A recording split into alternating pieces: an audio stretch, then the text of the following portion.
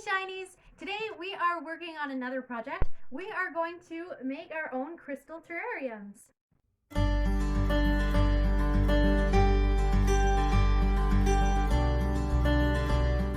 So the first thing you're going to need obviously is your terrarium of choice, and you're going to need your substrate as well as some pebbles you can put at the bottom of your terrarium. So I found these really cute rocks at the dollar store. They're glow in the dark, and I thought they'd be a lot of fun to incorporate. And depending on the type of plant that you have, you might not necessarily need the rocks at the bottom, but I'm putting them because I am actually using an African milk tree cactus for this. This was actually a gift given to me by a friend. He was propagating his, and he had a lot of different sprouts that needed new homes. And I had this terrarium for a long time and wanted to find something to use it for. So he gave me this as well as the mug. Very nice, right? I love recycling. The scientific name for this plant is the Euphorbia Trigona. Hopefully I'm saying that right, but I'll write the official name on the screen now. He's pretty hardy. When it comes to temperatures, I think it can withstand up to -1 Celsius, which is pretty great. And it also is very hardy in regards to keeping it alive as long as you don't overwater it. And you want to make sure that you're watering it when it's about 3 centimeters dry into the soil. You can tell that the topsoil is a little bit particly. I'm terming that as a new word here on the channel. I guess particly has become something I've been saying a lot. Of course, they have succulent and cactus substrate you can buy at any local gardening center, but he had a bunch of extra, so that's what I'm using. And I'm using the rocks at the bottom to kind of drain some of the water that's not going to be used. I'm going to go ahead and I'm going to dump it in.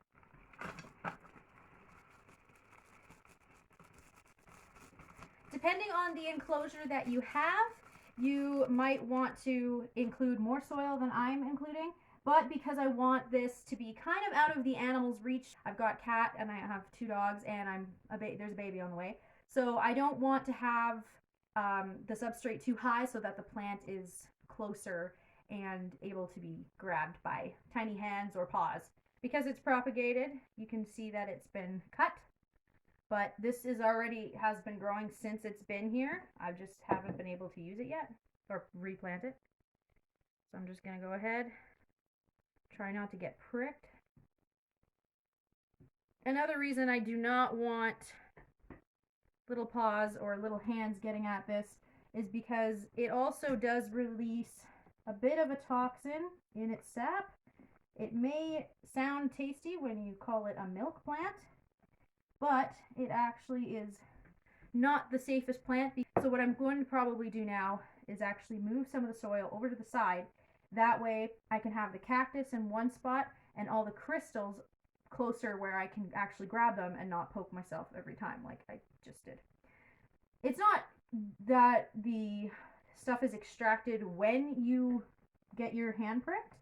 It's more so along the time when the sap is actually dripping from the cactus. Because if I take any of these little leaves that are on the cactus, and try to touch the sap that pours out of it, that's when I'm going to get pricked.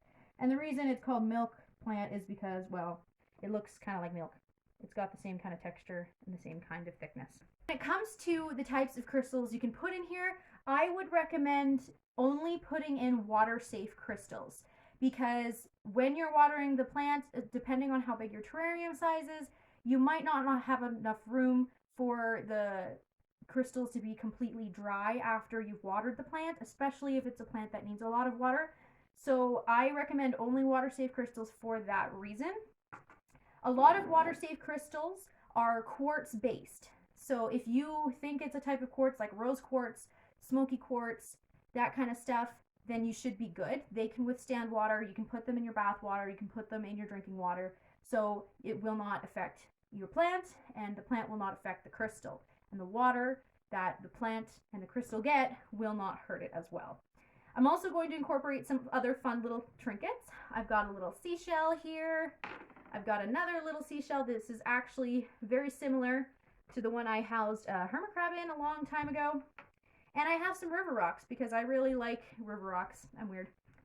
So I'm going to go ahead and plonk these in, and I'll let you guys take a look at what I'm doing here. Some water-safe crystals include amethyst, quartz, rose quartz, smoky quartz, citrine, aventurine, obsidian, calcite, carnelian, tiger eye, moonstone, amber, agate, bloodstone, and the Super 7. Of course, this also can be, you can add river rocks, little water elements, and that kind of thing. I wouldn't necessarily recommend that you use citrine or amethyst if this is a plant that requires a lot of sun, because amethyst and citrine actually lose their coloring when they are placed in sunny areas. So with this cactus, I'm not going to keep the amethyst in here. I'm just going to show you for the purpose of this video. Crystals that are not water safe that you do not want to put in your terrarium include lepidolite, fluorite, hematite, selenite, malachite, pyrite, turquoise, and apophyllite. And this is because some of these crystals actually will release toxins when water touches them. I hope you enjoyed taking a look at what it means to have a crystal terrarium.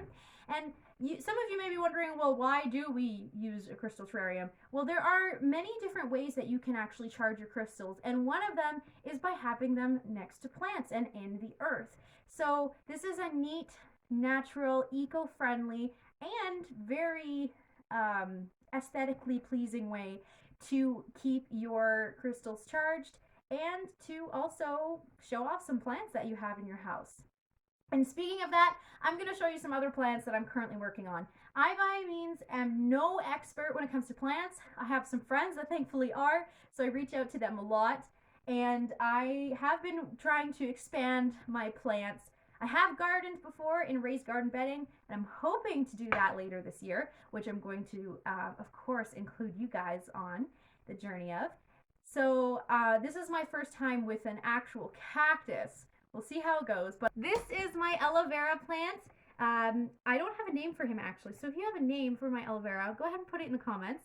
Unfortunately, my cat got a little bit of this this piece of leaf, but he only bent it. He didn't try to chew it, thankfully. So it's still in good condition. Also, this is a little souvenir from my birthday celebration with my husband. We went to Montana's, and these really funny little flags on the hamburgers. It says nice buns, so the plant gets it. Also, another plant I'm kind of working on is a celery plant. I bought some celery and I am trying to grow it, and it's actually doing really, really well. Once I get into my garden, of course, I will plant it into the soil. But for now, it's good growing in the water the way it is. I'll just let you take a look. I only did this like maybe 3 days ago, and it's already growing really, really well. I just have to replace the water every single day and make sure that it's not getting too stagnant for the plant. But so far, he's doing really, really great. This is my aloe vera, a little bit more of a close-up here. You can take a look. This is where my cat got him the other day. But he's still in really good condition, and I'm very proud of how well he's been growing. When it comes to crystals, I use quite a lot in my day-to-day life. I like to wear them as jewelry, which I'm not doing right now, but I also include them in my spell jars, in my rituals. I also just like keeping them by my bedside, or I'll put them in a special satchel. My favorite crystals include lepidolite, which is unfortunately not water safe. I find that one just works for me a lot on a daily basis. I actually have a bracelet on it, and I find that when I wear it, I am a lot more calm. It does help with ADHD, anxiety, depression, PTSD. The first time I actually wore it, I literally started sweating on my arm like crazy, which was so weird. That never happened to me before with another crystal. And ever since then, I've been very calm when I'm wearing it. So I really appreciate it. And lepidolite actually has the ingredient lithium in its mineral, and lithium is actually a common ingredient in most benzodiazepine medications, which of course we know include medications for anxiety, borderline personality disorder, that kind of stuff.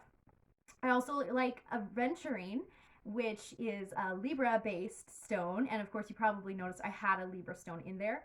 My all-time favorite crystal, though, would have to be Labradorite. Unfortunately, it's packed right now. I don't have it out at the moment because we're planning to move soon.